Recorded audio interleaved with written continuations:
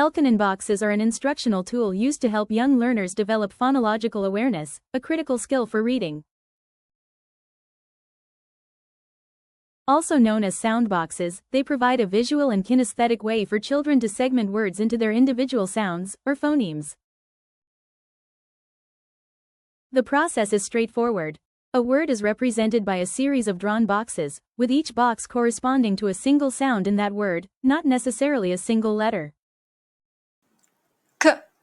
Kite. Children articulate the word they hear and segment it into individual sounds. Write the sounds in the boxes. The colored dots serve as the visual aids for them to count the sounds. After segmenting the word, children blend the sounds together to form a complete word and write it on the lines below. Sounding out the word as they write is a key point.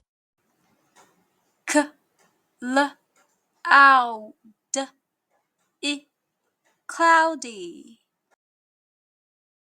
Named after the Russian psychologist D.B. Elkonin, these boxes help children understand that words are made up of a sequence of sounds.